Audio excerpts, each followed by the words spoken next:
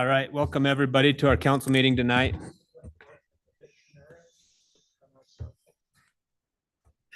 I apologize, you have to deal with me tonight. Mayor Berube is out of town. He has joined us by Zoom.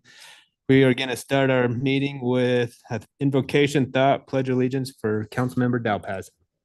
All right, I'm going to go ahead and do an invocation. Father in heaven, we're grateful that we get to gather as the city council, as a body of government for this wonderful community of North Ogden. We are grateful that we get this chance and this opportunity to receive input from residents and that we might be able to discuss important matters of the city and be directed in a good direction.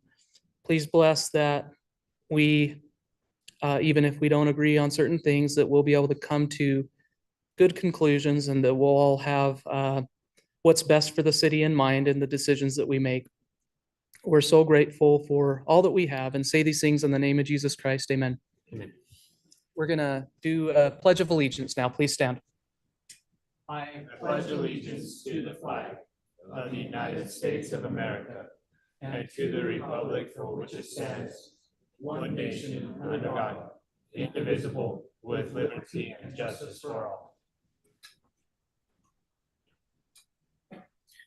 All right, moving on with our consent agenda, call for any conflict of interest. Does anyone have anything they'd like to disclose?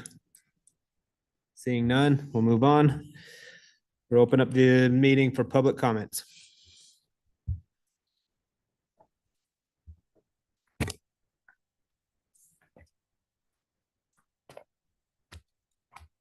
Philip Swanson, North Ogden resident. Council, it's good to see you. It's been a while. Just wanted to make some comments on the Century Farms discussion that you'll be having tonight and the decision that lies before you.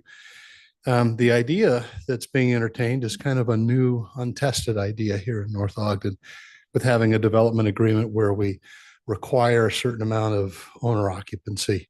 I think it's an idea worth exploring.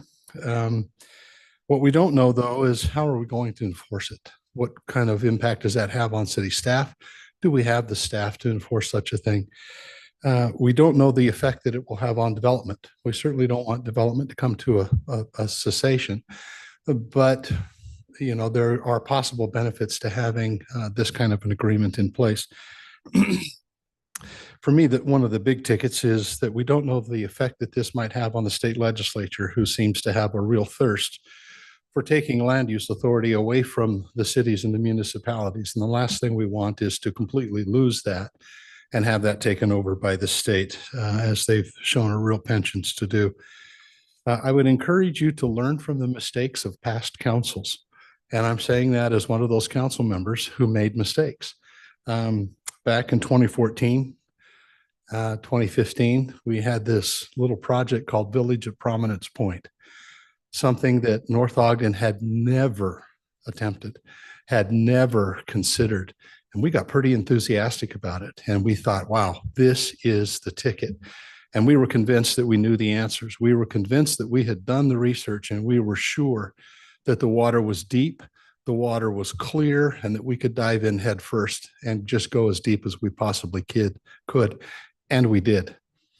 And as a result, we broke our neck, quite frankly. And I'm saying that as one of the individuals that kind of led that charge and helped. I really thought that we were going in the right direction and that water was clear. Well, it turned out it was a little murkier than we had anticipated. The rocks were a whole lot more shallow, and there were more rocks than we anticipated. And we really have paid a price.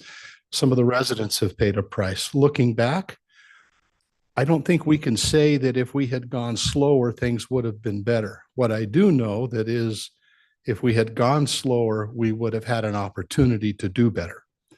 And so as we look at this idea of having a development agreement with Century Farms, where we look at a owner occupancy limit, a contractual agreement that so much of it will be owner occupied, I'd encourage you to do what we didn't do in 2014, 2015. Go in slow, go in feet first, test the waters, make sure that the waters really are what we think they are. and that we can handle the currents. And I mean that from an enforcement standpoint, that we can handle do we have a mechanism? Do we have the personnel to really to manage this program? I think a 15 to 20% owner occupancy rate is a good place for us to kind of stick our toes into this, see how this plays out, see how enforceable it is, and then see whether or not it actually accomplishes what we hope it will accomplish. If it does, then next project with the next developer, we can say, okay, let's try maybe 30 or 35% and see if, until we get to that point, I think if we jump in too far, we're going to end up doing exactly what the council I was on in 2014, 2015 did with Village at Prominence Point. We dove in head first. We dove in too deep. And there's been, for almost 10 years now, there's been prices that are still being paid because we were over enthusiastic. That's my suggestion to you for that. I appreciate all that you do, and I'll have more to say when the truth and taxation comes around. Thank you.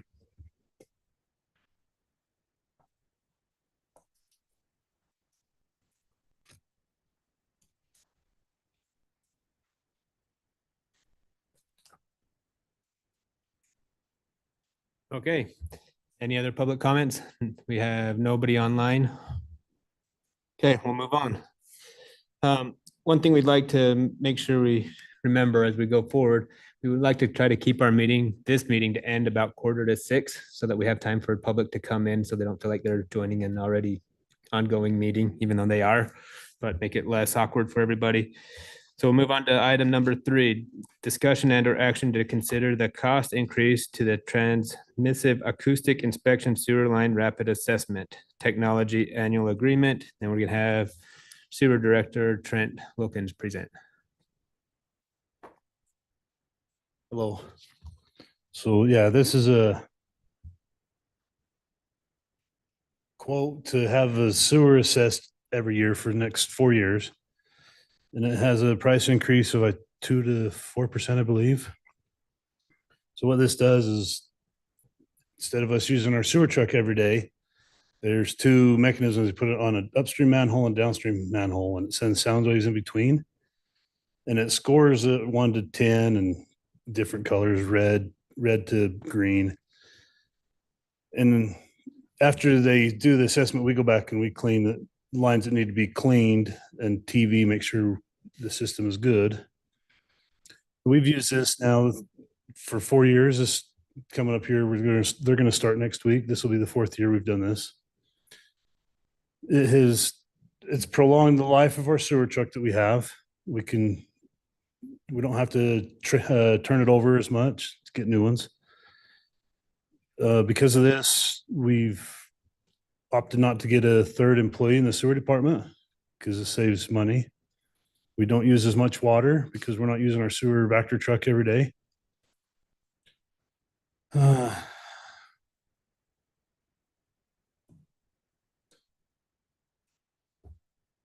Right now, and if we agree to this budget, which was proposed, the price is already set in stone. If not, we go year to year. If we do that, they can up the cost. Like, I'm not sure what percent, I guess what they want. So it can be quite costly if we didn't do an agreement. Sewer Rat is what it's called, and it's done by RH Borden, is the company that does it, that owns it, and the company that actually does it is Twin D. They're in the sewer industry as well. That's about what I wrote down. So I'm asking if we can, I guess, agree to this. And council, this is coming to you because it's a multi-year contract. Our code requires the council approve it. So normally it's just been year to year, and the mayor, Dave, and I have approved it. So, Any question? Go ahead. oh, thank you. So did you say there'd be a 2 to 4% increase over the next few years? For the Yes. cost of this? Yes. Okay. What's the current cost? The 57,000 is what we'll be paying for this year.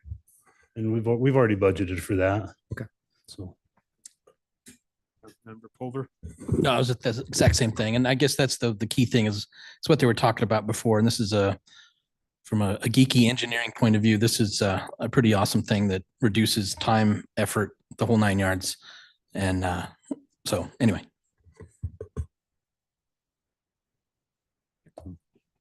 Any other discussion, questions? If not, be looking for a motion to approve.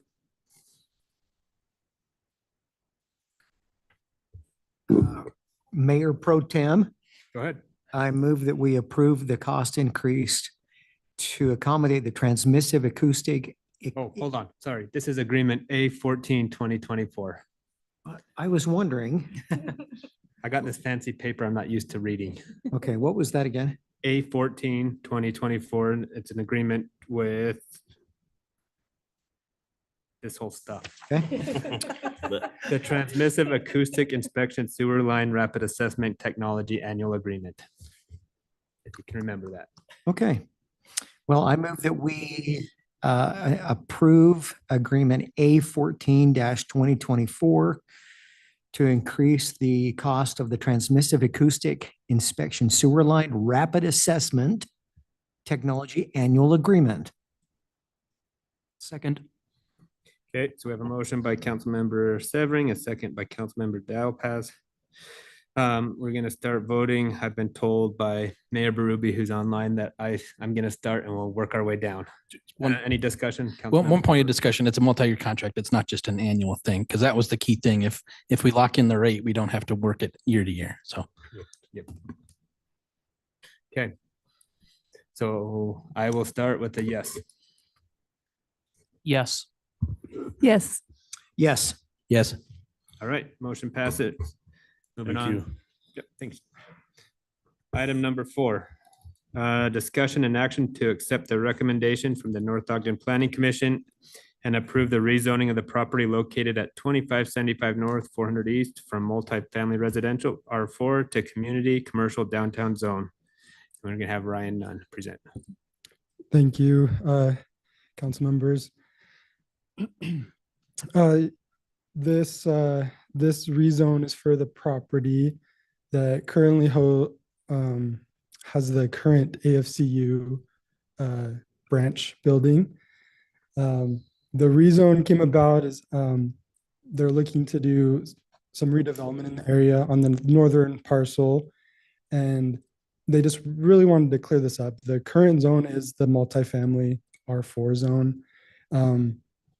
Just a little bit of background, we were curious why it wasn't zoned to commercial, and looking back at previous zoning maps, this whole area had been R4 at one point, and then when they were rezoned to commercial, the other lots or parcels, this one was left out.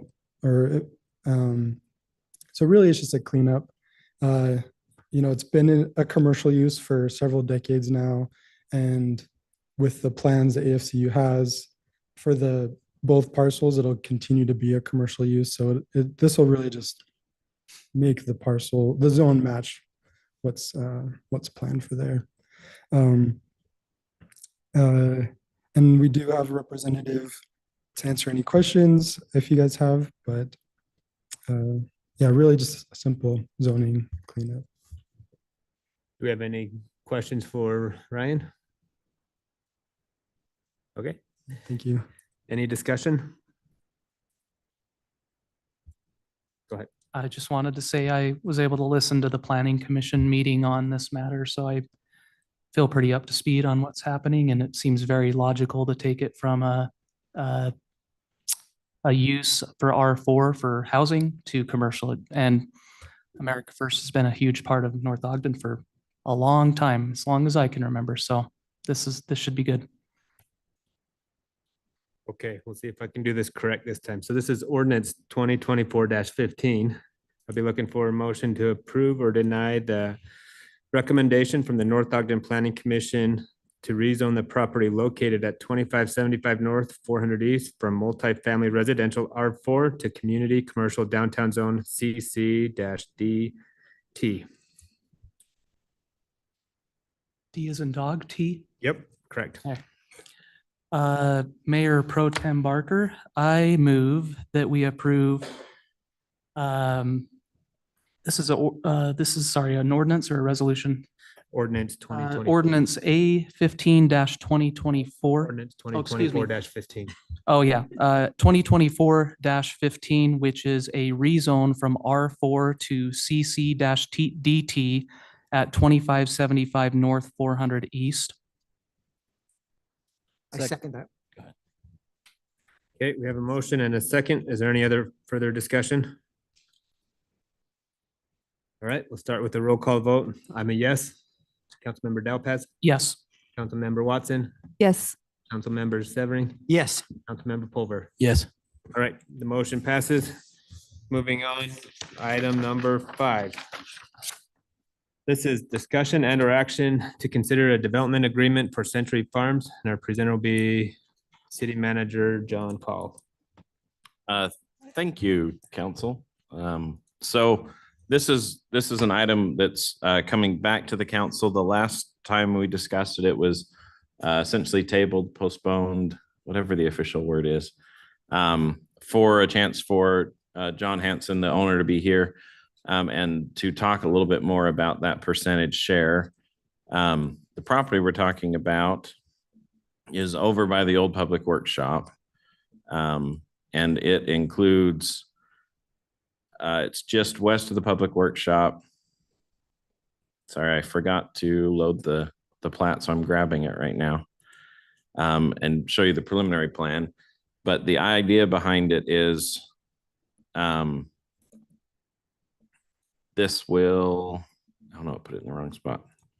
So much for downloading. But this plan will include about 62 townhomes and a dedication to the city of some ground for a park. I'm sorry, I had this in the wrong spot. I want to make sure the council can see the picture.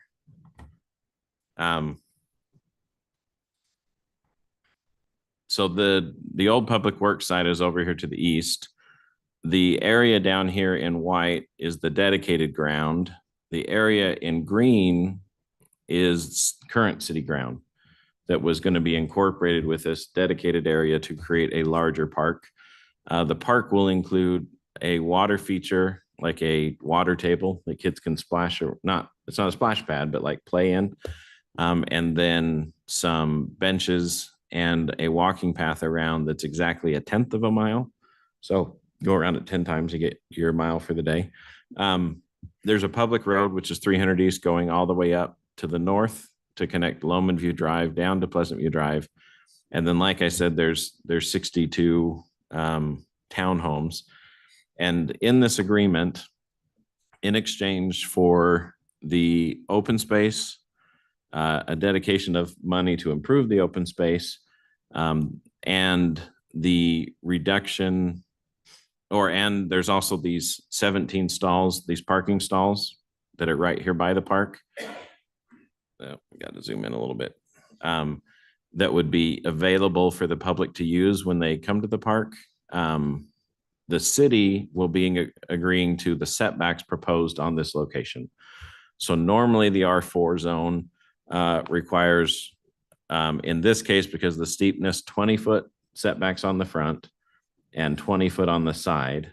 And this would be reducing the setbacks down to 15 feet with about 10 feet between the buildings. And that's the way the agreement is set up.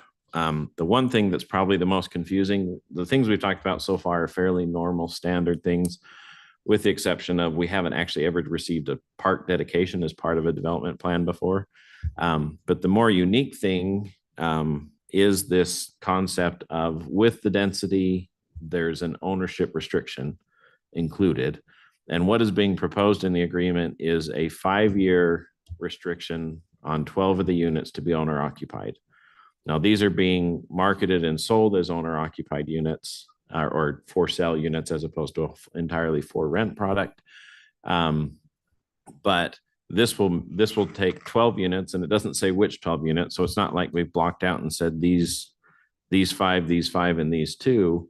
It's essentially, there will be 12 units that will be restricted to owner occupied for the first 5 years of occupancy. And then after that, those folks, as they, move on, sell, or sometimes just upgrade to another house, can keep it and rent it. There is also a provision that allows for people to, it would be considered owned or occupied if they were renting to a close family member. So if it's in the agreement, it says closer than a first cousin. The idea being, that would essentially be grandparents, kids, grandkids, aunts, uncles, nieces, nephews, and then first cousins. And that's because there are some people in our area who have enough disposable income that they have purchased homes for their kids to live in for one reason or another, or are just helping their kids do that. For example, when I was in law school, I technically, it's like my dad held the note, but then the house was in his name, but I had all the responsibility on the house that I had in Georgia, which means I paid the bill when I sold it a year later and moved back to Utah. But it worked out okay. But that's the kind of concept, is the idea that if it's a family relationship in the rental, that there wouldn't be the same restriction. This is something that the developer has agreed to. The mayor has worked with me on this to make sure it's something that he felt comfortable with. And he's here, he can speak for himself. But that's probably the question that seems to be the biggest talking point, is what's the percentage? I know in the original meeting, I mentioned that 80% was in there kind of as a joke I was making with Geneva, and I left it in there on accident. And the state, by way of note, is kind of looking in their ordinances and the things they're doing to get the funding for these moderate income housing projects. They seem to be in that 20% range. The idea being that 20% of the units are restricted to first-time home buyers or moderate income individuals. And so that seemed to be where the 20% is. I know that in discussing it with the developer, this is a new thing for them. It's kind of a new thing for the whole state. And I would say we probably pulled a couple teeth to get them to 20%. So there's not a ton of wiggle room there, would be my impression. If the agreement doesn't go through, then I think we would probably look at a different spot to do this water park. We wouldn't get the money, we wouldn't get the ground, and then we would have to look and see if our agreement with RAMP, because a good chunk of the rest of this park was funded with RAMP funds, because we were getting close to 200,000 in value and donation from a private entity, that there's a potential that the city would be putting 80,000 of city dollars in, and the other 400 is going to be coming from RAMP and the private donation. And if we had to move the park, we would look for another location. Staff's recommendation is to approve the agreement to not move the park. We think this type of park works really good in this location in the city, where it's meant to hopefully be a park people can bike to using the trail on Pleasant View, and or just coming out of the neighborhoods, which are just east, which is, kind of the old town.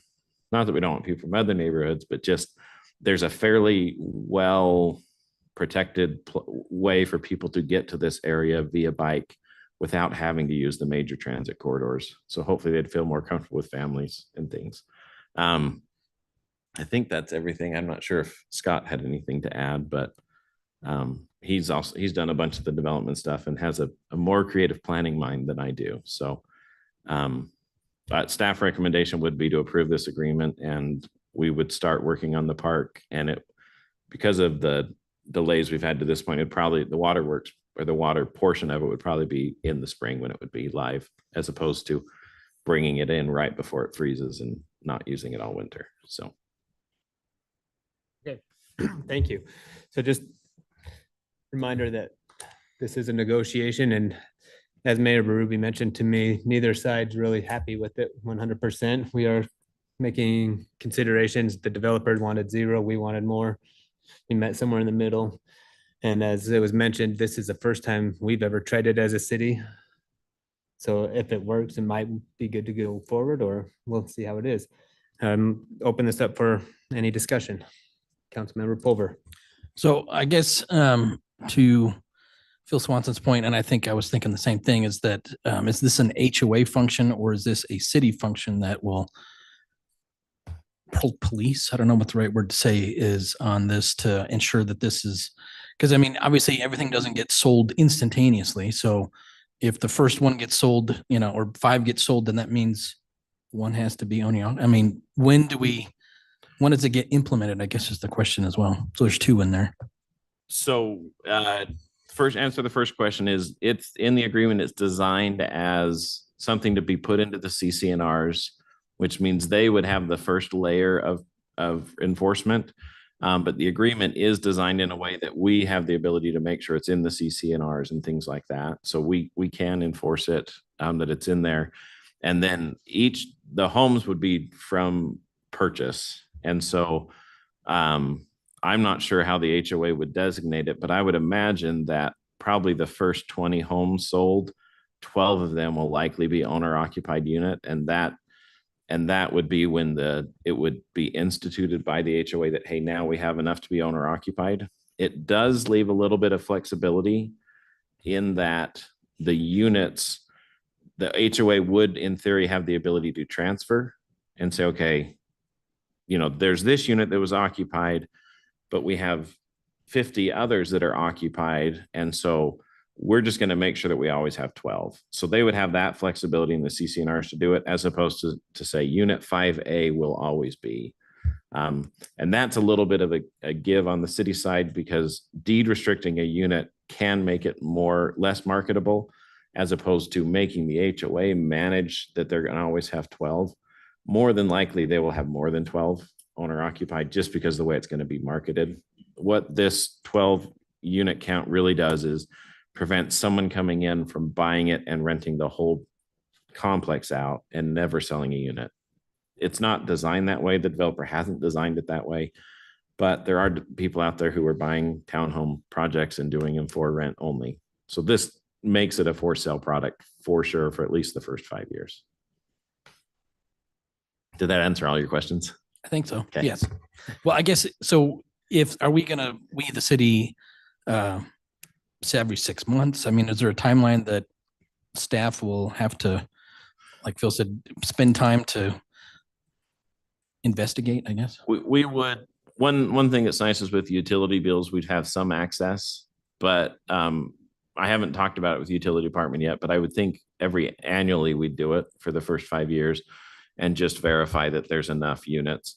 And I'd imagine when the HOA is up and running, we'd probably want to establish a relationship there too. And most HOAs are pretty aggressive. Councilmember Watson. So just to expound on that, if I was the buyer and I went in and was one of the 12 owner occupied, but I didn't want to stay for the full 5 years, then it's up to this CCNR or HOA to be sure there's still 12, and I'm not locking the next owner who I'm selling to into anything. Right. So it's a little unique in that there's that flexibility. The HOA does have the option in their CCNRs to say, these are the 12 units, they're locked in, or they have the option of saying, we will always guarantee that 20% of our project is owner occupied. And both of those options are viable options. So it's the first responsibility comes down to the CCNR and HOA to be sure that we get the 12, and then the city will be following up to be sure that they are keeping what they've said. Okay. Thank you. And I'll review the CCNRs Okay. as the city attorney to make Okay. sure that we've got some good language in there. Okay. Councilmember Dalpas. I think the reason that I'm most likely in favor of this as it's written is what we stand to gain for the small concessions, the setbacks being slightly reduced. We are getting some land. We are getting a financial contribution from the developer, which is very appreciated, I think is great. And we have the ramp grant that is already fully approved and is in flight. I'm slightly concerned if we don't move in this direction and approve this development, that it is going to be a gigantic task to reposition a water park, find where that's going to be? Is it going to be very expensive to find a small piece of land somewhere that we do? It makes me nervous that we'll lose out on that opportunity. So that's just kind of the way that my mind's thinking right now.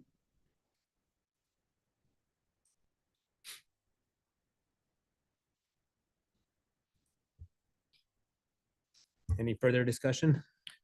I assume you fixed that one word. Okay. Yes, the Councilmember Pulver caught, I put they and it was the, so. I need an editing group, because sometimes when you read your own stuff, you don't catch your own spelling errors, right? So. Oh, and the 17 stalls, what did you come up with? So on the 17 stalls, there is a little bit of flexibility in there. Right now it says approximately 17 stalls. And that is in large part because the 8 on the south end, because of landscaping buffers and setbacks, may need to turn into 7. So it might be 16 stalls. I didn't tweak the language. I left it as approximate, but if the council would like to, we could put, I actually did put a sample in one of my other versions, but I was going to put, or it basically would say, I think you passed it. yeah. After solid, it would say with a minimum of 15. So that, let's see. This is so it says 70 stalls on the southern end. Oh, it jumped. Yeah. With a minimum of 15. While you're typing that, can I just ask a question about that as well? At one point, we were saying that those 17 stalls could be used by residents that live there or by those who are coming to use the park. Is there any way that we can say, I don't know, I guess what I'm remembering us previously asking is, what if you were going to visit the park and they're all taken by people who live there? I think I remember the answer. What was the answer? Yeah. So where the building has been taken down, we are eventually going to put in parking there. I see. So there's going to be extra There'll be parking more. a little bit to the Okay. east, and there will be the townhome parking that is usually available depending Okay, on how okay. filled it is. All right, that makes sense. Thanks. Yeah, that's correct. So there'll be parking on both sides, as well as not necessarily a lit, although if we have budget, we would like to do a flashing light sign, but a pedestrian crossing to the south to the trail. So the language I add is after the parking stalls, it says with a minimum of 15. So 17 would be the max, and I guess they could add more, but they'd at least be giving us 15 stalls. Councilmember Severing. Thank you. I want Johnny to know that I highly respect the Hansons. They've got a great business mode of operation, and in my research, the governor wants to get 35,000 new starter homes by 2028. And I remember when Johnny came in and made the presentation when we were moving from single family homes to townhomes, part of the motivation was that young people couldn't afford the single family homes. But we're looking at townhomes and 80% complex of just rentals. And rentals doesn't do anything to help. Gives a person a place to stay, but it doesn't necessarily give them the equity to be able to move on to the next property, right? Which is what we're missing in real estate right now. So besides just that concern that I have as a realtor and the fact that I've communicated with some friends that are property managers, without question, everybody I talked to said a higher percentage of ownership just creates a stronger complex. So for me, that's where I'm erring on the side of a higher ownership. I think 20% is way too low. Mayor Berube. Thank you, Mayor Pro Tem Barker. I appreciate that. Just a couple of things that I want to make mention of. I agree with Mr. Swanson that this is new. We're giving it a shot. I think, you know, as Phil mentioned, the state is looking to us to take the lead and start doing some things. So I think this is a good beginning. I have had the chance to meet with Mr. Hanson. Latest discussion I had, he's in agreement with this. But I do want to make one comment to maybe put your mind at ease, Mr. Delpaz. In my meeting with Mr. Hanson, I think he evidenced that he's a man of integrity. And once again, I think this is a good compromise, so I want to state that up front. But because of his integrity, he has made it clear that he will live up to his commitment in helping the city as he agreed upon initially, no matter what the outcome is of the vote, which I think is something that's admirable and needs to be mentioned. So that may be put your mind at ease that probably that's not the reason we should do this. We should do this probably because it's the right thing to do. So just wanted to add that comment. Thank you. Thank you, Mayor. Councilmember Pulver. I think, again, dipping our toe as opposed to jumping all the way in. I know the whole point is to develop an area in the correct way, in the correct zoning, and to make sure that we're doing the right thing for the city. The problem lies in compromise. I know from the people I've talked to, probably the same as Mr. Severing here, is the fact that higher is better. And I don't disagree with that statement, but at the same time, I think in this case, we're trying to come up with a percentage that's going to work for everybody, and that's at the same time not create some havoc that we're going to have to deal with later. So I think at least 20%, which is what it says in there, I think is reasonable at this point. Pro Tem Mr. Barker, one other comment that I failed to make. Okay. I think we want to keep this as simple as possible, and I know there's a question in all of our minds of how we enforce or comply with this. I think basically as we start into this, probably what we should require is an annual affidavit from the HOA indicating that they are in compliance. I think that doesn't put an additional burden on the staff.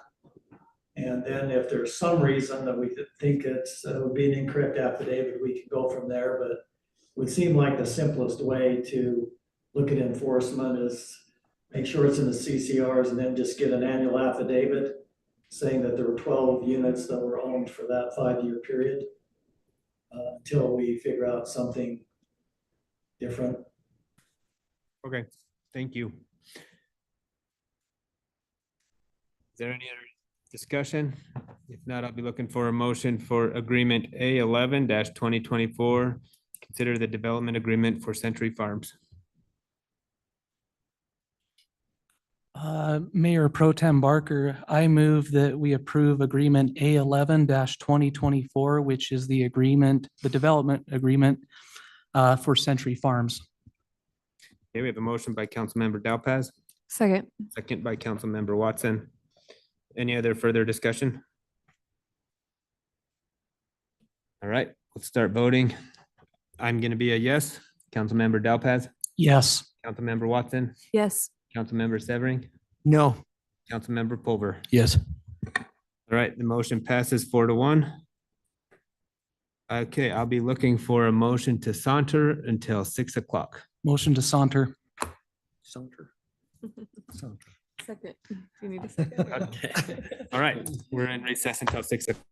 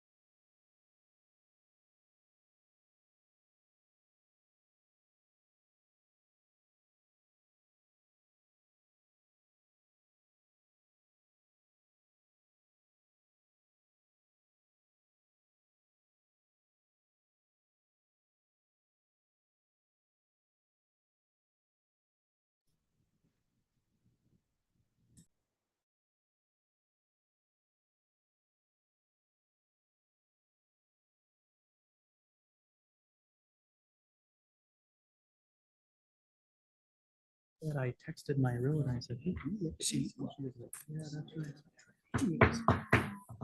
All right, we're gonna reconvene our council meeting. We're gonna start the truth and taxation portion of the council meeting.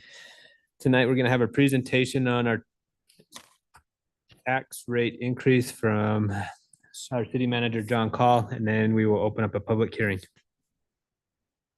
You may want to mention that Mayor Berube is attending virtually. As Councilmember Dalpatrick said, Mayor Berube is here. He's just online joining us. Thank you. Thanks. Thank you, council. So this is not a very complicated presentation because as you've talked about and as we've done for the past couple of years, when we do the truth and taxation, the real goal of tonight's meeting is to get feedback from the residents. I know we've gotten some through email and there's stuff on Facebook and stuff. But to just really get feedback, process it for a couple of weeks, and then make a decision on the 27th. We do have to decide this month because we need to let the state know by September 1st. So, I forgot this is all sorts of transition-y, so everything flies in really good. These are the items that we've talked about as a need to come out of sales tax funds, which is the reason we need to decrease the public safety need reliance on property tax or on sales tax. So the way the system works, every dollar that's collected in property tax is spent on public safety. Anything that can't be funded with property tax is then funded by sales tax dollars. Well, here's the list of items needed this year that will be spent on with sales tax dollars. So there needs to be an increase to cover the public safety expenses to free up that money. Right now, public safety is funded about 60% with property tax dollars. So the other 40% is covered by sales tax. But we were talking about doing a sidewalk repair program, increasing the amount of money we spend, doubling it essentially. We need a new dump truck, which is in our motor pool in the general fund. This is a lease. It'll cost us $70,000 for 4 years, and then we will own the dump truck outright. Our current dump truck is just over 20 years old. It has just kind of reached a limit where the hydraulics and everything are, we actually have 2 dump trucks, but this is it. The other one needs to be replaced too, but we really have to have one. The lift truck, I know council, you've talked about it. This is also a lease. We did end up finding a cheaper one than we originally thought. They're becoming much more widely available. But this would be the cost, about $27,000. There's about $140,000 in employee salaries and benefits tied to just market increases. Insurance went up a little bit, and then we did some things to bring it down. And so the net is $30,000. We are adding some finance positions, which is there's a discussion we'll have on the 27th about the treasurer position. And then there's a discussion about kind of a not an entry level, but a mid-level accountant to maybe an advanced level accountant that can provide Jamie with some additional backup. Those are in the budget. And then there's the cost for motor pool, which is because vehicles are more expensive, the installs are more expensive, and there's an extra vehicle. So to put that into as an example, we used to get our patrol cars for $46,000, and now they're in the mid-50s. Like they've just jumped. Production costs and stuff have gone up. The total for all of that is $583,300. So these are kind of the new asks this year. Although some of them are things we've done in the past, like employee raises have been part of past budgets. Equipment has been part of past budgets, but just that's kind of the total. To pay for these increases, these are the ways that we're going to do it. Currently, there's a projected increase in sales tax collections of $150,000 over what happened through June 30th of this year. That one we won't know until August of next year if it came in 150,000 higher or lower. But we do keep close tabs on that. The property rate increase would generate about $255,000 for the existing businesses and homes. And then there's $50,000 that is from new growth. So that's new homes, new businesses, new structures that come into the city and start paying taxes. And then this year's a little unique that there's an increase in the commercial property tax collection that goes to the city because that 125,000 used to go to the redevelopment area agency. And so that money, because that RDA is the redevelopment area is shutting down, is now going to go to the city. So this was our portion that we deferred to the group. Other taxing entities get their portion back as well. So they're also getting a little bump this year. That is not to be confused with the CDA, the community development area. They're both managed by the same RDA group, but they're two different areas. That one will continue on. And so this same thing will happen in 20 years when that one expires, that there'll be a bump in property tax to the city from the commercial properties. So those together equal about $580,000. So you can see the property rate increase is not even covering half of the increases. There's other things that the council has budgeted for and have worked out this year to make it so that less than half of the needed money is coming from property tax and the rest is coming from other sources. And then just for everyone's perspective, the impact or the increase that we advertise, the max increase is 9.59%, which on a typical home in North Ogden is $525,000, would be about $32.50 a month or a year, or $2.72 a month.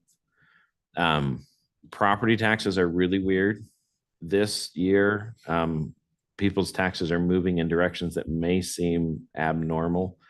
Some houses are going down, other houses are going up in valuation, which result in the city collecting the same amount of money from all the houses in the city combined.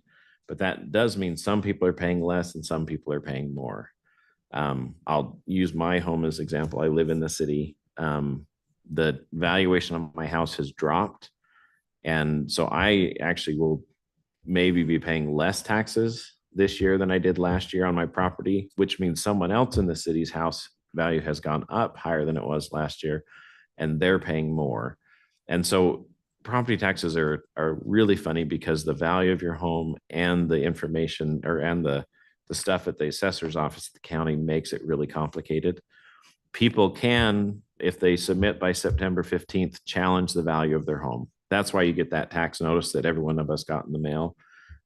You can go down, get an appraisal done, and then challenge the value of your home.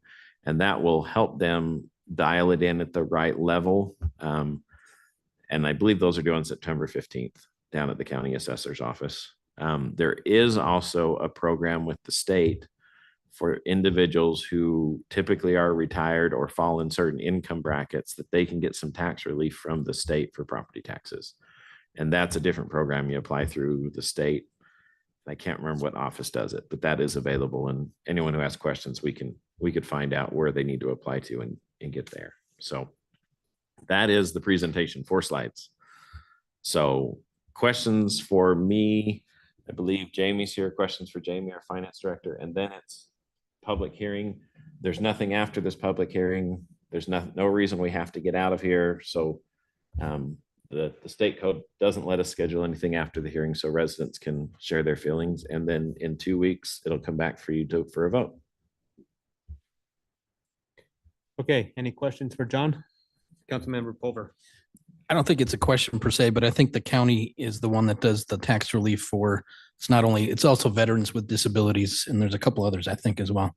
So it's there online. And like you said, if anybody has an issue or needs that, I know the city is well versed on showing them how to do it through the I think I'll say Treasury, but I think it's on the Weber County website. I know, I've seen it.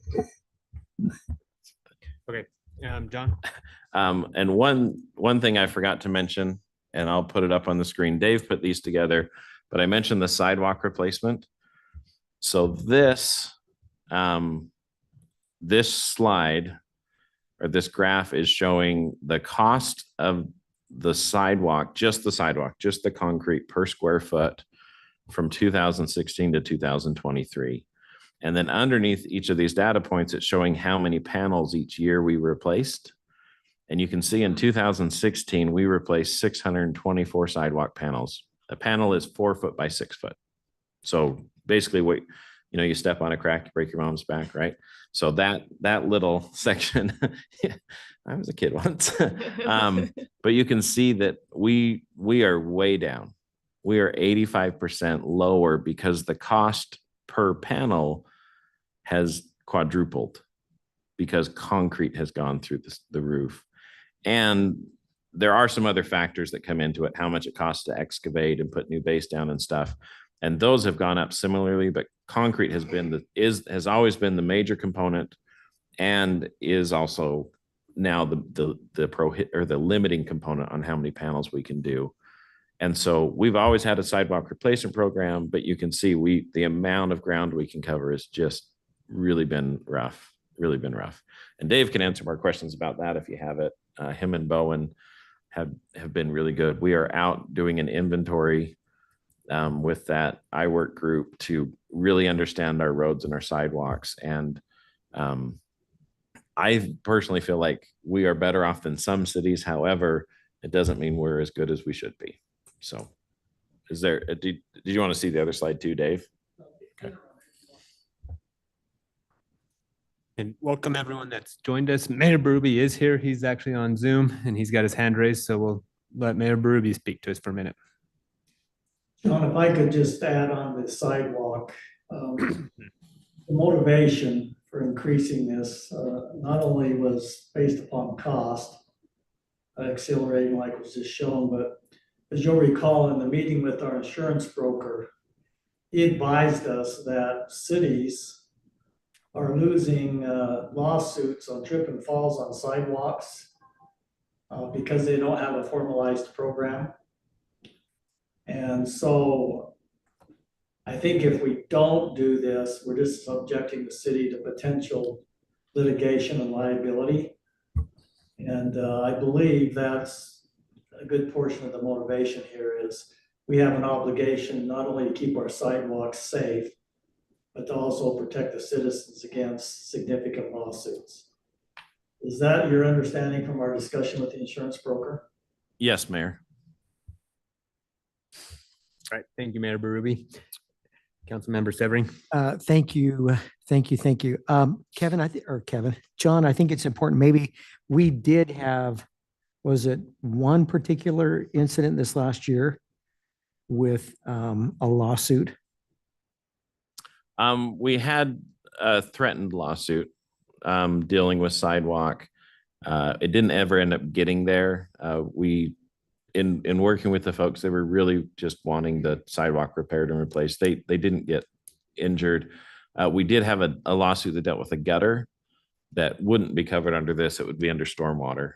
So that was maybe the one you're thinking of, but it did deal with someone tripping and falling in the storm. I just think that's important for the public to be aware of, that this is coming from a situation where sadly, because they weren't properly taken care of, that because of the costs, that we've had to look at this replacement program. And sadly, the cost of cement has gone up so dramatically.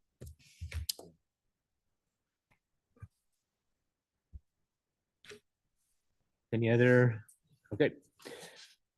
I'll look for a motion to open the public hearing. I move that we open the public hearing.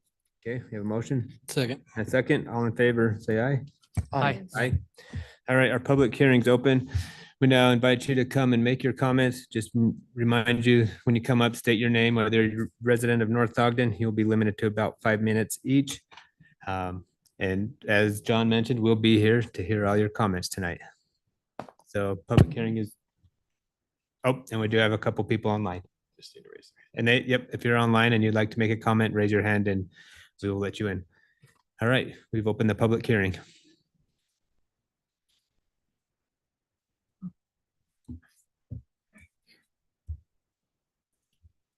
I have some questions. My name is Meg Sanders. I'm a North Ogden resident. I was wondering with our sidewalks and things like that, what source of revenue do we have in this city to fix that kind of thing and our infrastructure? A lot of places like in Ogden, they have the BDO that helps pay for those kinds of things. In North Ogden, we seem to give away a lot. Give away is not the right word, but we rezone our commercial a lot of times to mixed use, putting in residential, things like that, that can take a cut on the revenue we generate to fix our sidewalks. And then also, pressuring places that are zoned for mixed use or commercial, having them actually put the commercial that they said they would do. Case in point, right there along where Village at Prominence Point, where is the commercial that can help generate the sales tax that we need to fix sidewalks and roads?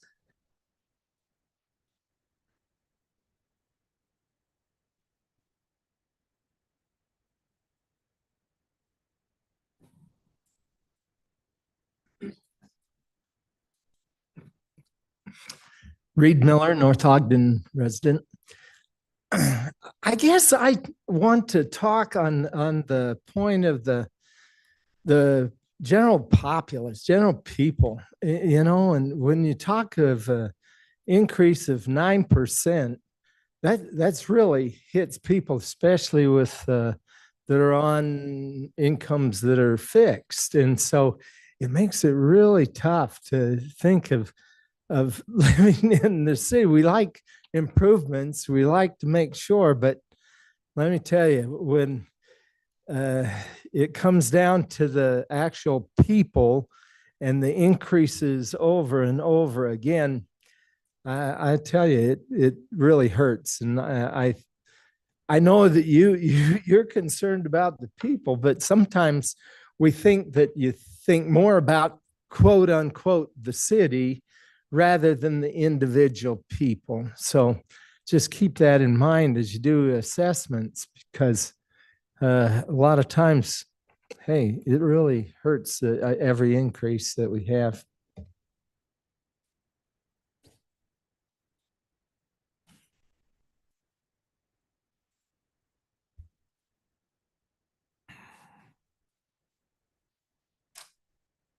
Good evening. I'm Dave Jacobson. I'm a North Ogden resident. And I just would like to point out for your consideration that my wife and I moved here after I retired in 2019. And in 2019, our total property tax was $2,407.79. And in 2024, with the proposed increases, it'll be $3,863.05. And that's an increase overall of 60.43% in that roughly 5-6 years. The North Ogden portion of our tax in 2019 was $208.29. In 2024, with the proposed increase, it would be $449.28. That's a total increase of 115.69%. So in that period of time, it's the city's portion of the tax has been almost twice what the overall total tax has been. And I just want to point that out for your consideration.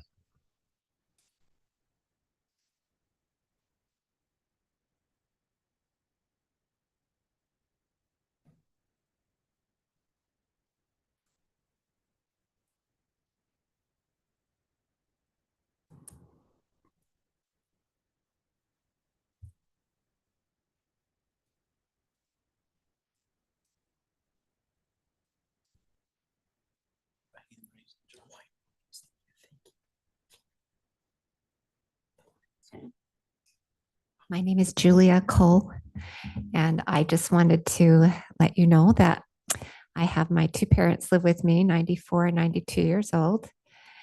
And likewise, our taxes have gone up so much. My husband gets average about 3% raise a year. And I would really like to see the city work within their means rather than make their means work for them. I would like the city to say, well, we're not going to raise our taxes more than this much every year, and then make it work that way, because that's what the rest of us are doing. And it's just been really hard. So I just want to put that out there and hope that we can get some relief. Thank you.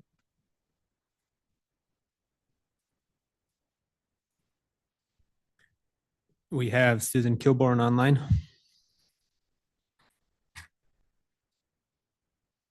Hi, Susan Kilborn, loud and proud North Ogden resident. I have a contrary opinion. I would like to commend the city for how hard they have worked to keep the city taxes as low as what I'm seeing right now. My complaint is with state taxes, which you have no ability to control. And I don't understand why people are upset over something like $33 a year. When I see people in line at all of our restaurants down here, fast food places, all the coffee shops, and all the money that they spend on these expensive fast food items, and then they complain about taxes. So that's my opinion, and I'll take the heat for it on Facebook. I'm used to it.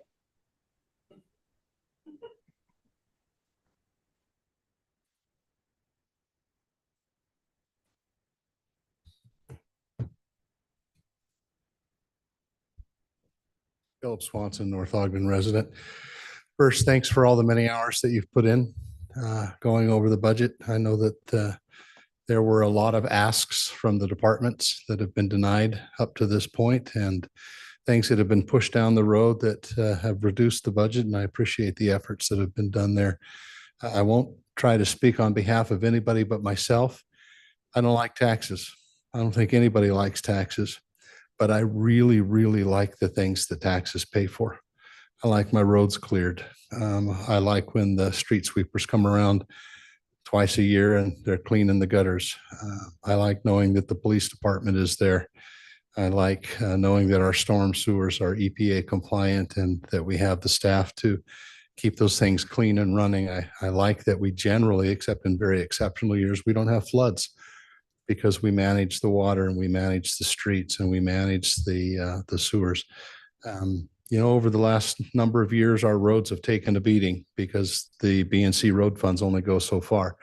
I'm grateful that the city's going to be pitching in more money from the budget to help improve more of the roads that we have. But from my perspective, I can't, and I've spent a lot of hours going over the budget, both on the committee and personally. I can't find anything in there that I want to give up in order for my taxes to go down, that I'm willing to give up for my taxes to go down. So thank you for the hard work that you've put in. It's always a tough pill to swallow for us as residents. It's a hard pill for you to force on us as a council. And I want you to know of my appreciation for the efforts that you put in. Thanks.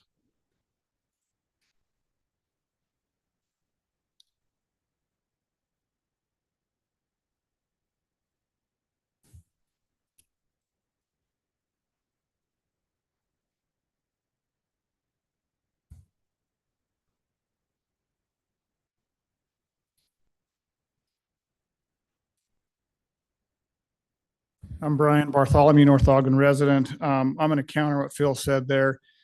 I've been in my home for now 11 years, been in North Ogden for almost 40 years. I saw the first time this last week the street sweeper come by.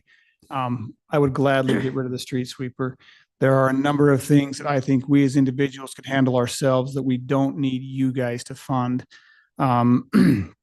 Blake, years ago, I asked you if you had even read the budget when you and I were battling over something, and you told me you hadn't even read it. Well, the tables turned. I have not read this year's budget, but I hope you have. When I looked through that budget a couple of years ago, there was quite a few things that could be eliminated. And being a small business guy, things get eliminated all the time. I think that, and I've got my tax right here, and it says 9.46% increase. John, what you put up there is 9.59. We're splitting hairs here, but regardless, the information that you showed is different than what the county sent me. I think a 9.5% increase is too much. And I think there's something that could be done in there. And I think that's your responsibility to keep it down to 2 to 3% increase. You know, looking at these other entities on here that want 23%, they want 5%, 17%. By the time you add up all that, we're just essentially a big government community. And I think every one of us in here would say that we believe in small government And small government means lower taxes. Small government means we take care of ourselves. Small government means we sweep our own gutters. We don't pay somebody else to come sweep our gutters. So I think 9.5% is too high. I don't envy your positions, appreciate your work, but like I said, get it down to 2 to 3% increase. That's more reasonable. Thank you.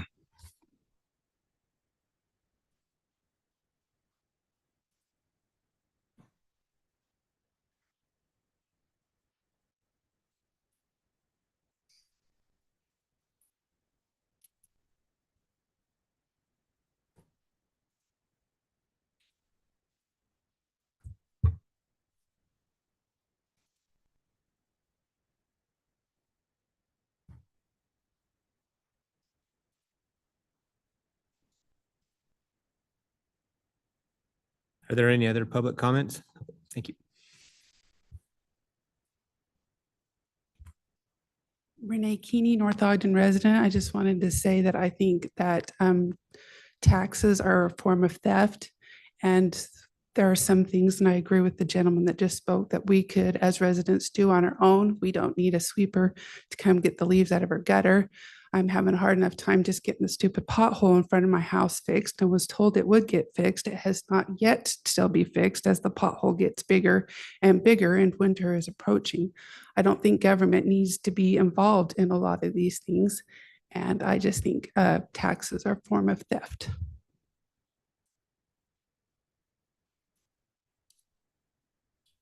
I'm just going to interject. David, can you get information from her on that pothole and where it's located so we can figure that out?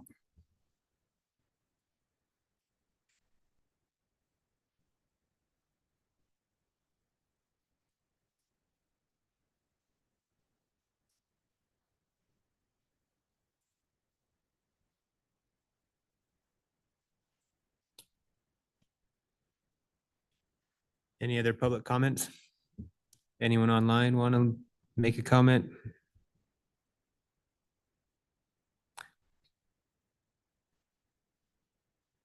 Last chance for public comments. All right, I'm looking for a motion to close the public hearing. I move that we close the public hearing. Second. All right, all in favor of closing the public hearing? Aye. Aye. All right, public hearing has been closed. Next item on, so we're not gonna make any vote tonight. We're gonna delay our vote until August 27th. We'll come back and we'll make a formalized vote and approve our budget at that time. We'll go to the next item on the agenda, mayor, council, staff comments. So we'll start with staff. Dave, Jamie, Brian, John. I know it was just brought up, but the official notice that went out in the paper was 9.59% for the tax. So that is the official notice out there. I know that individual percentages per your house can move a little bit. And so because of what the assessor does. So if it was off, not everybody's house went up by 9.59% just because the way the assessor does it. So I'll double check mine and make sure mine says that at my house, but I'll just for council's information. And then, yeah, that's it. Great. Council, anyone have anything they'd like to, Councilmember Pulver?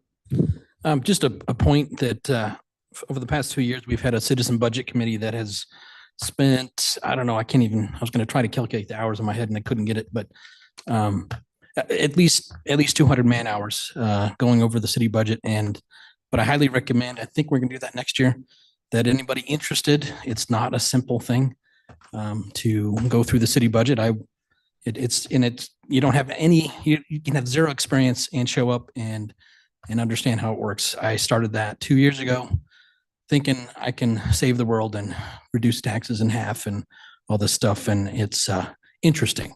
Let's just say that. So I would highly recommend it for people. I mean, anybody. So it's very enlightening, and the city government is not a simple task. So that's it. And the city council takes advice and counsel from that group as well. There's a presentation made. Yeah. Councilmember Dalpaz. I just wanted to say that it's a pretty long process that we take putting the budget together.